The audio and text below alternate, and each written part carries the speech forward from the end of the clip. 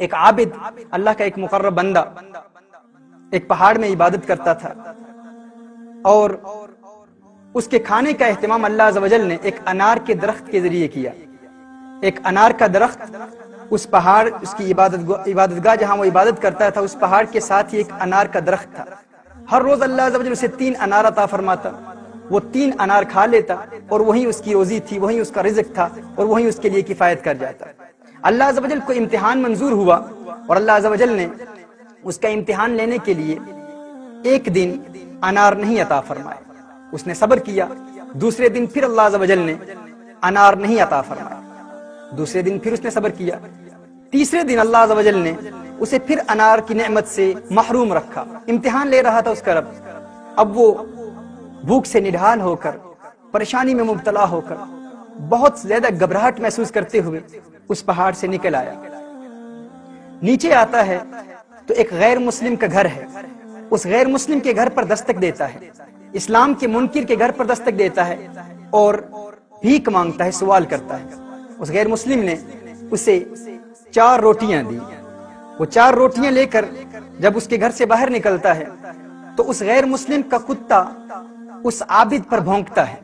وہ عابد اس کتے کو 1 روٹی دیتا ہے، پھر کتا بھونکتا ہے، پھر دوسری روٹی دیتا ہے، پھر کتا بھونکتا ہے، تیسری روٹی بھی دے دیتا ہے، پھر کتا بھونکتا ہے اور چوتھی روٹی بھی دے دیتا ہے، لیکن وہ کتا ابھی بھی بھونک رہا ہے۔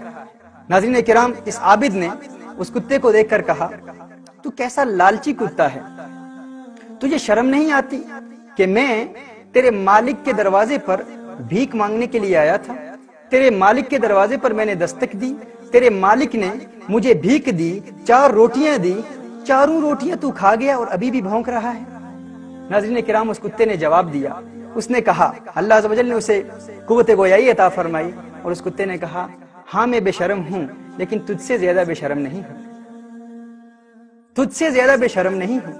وہ اس لیے کیونکہ وہ رب جو تجھے بغیر کسی مشقت کے، بغیر کسی محنت کے، تیرا مالک، تیرا کریم مولا جو تجھے بغیر کسی محنت و مشقت کے مدتوں سے کھلا رہا ہے، 3 روز تجھے تیرے رب نے انار نہیں دیے تو تو اپنے رب کے دشمن کے دروازے پر بھیک مانگنے کے لیے آ گیا ہے۔ میں تو بے شرم ہوں، لیکن تجھ سے بڑا بے شرم نہیں ہوں۔ اللہ اکبر۔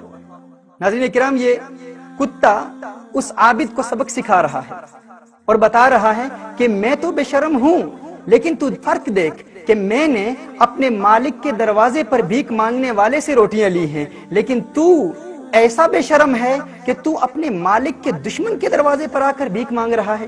تیرا رب تجھے مدتوں سے کھلا رہا ہے، لیکن پھر بھی تو اس کے دشمن کے دروازے پر دستک دے رہا ہے۔ ناظرین کرام، یہ وہ سائنز ہیں، سگنلز ہیں، جن کے ذریعے اللہ عز و جل اپنے بندوں کو واپس اپنے راستے پر لاتا ہے۔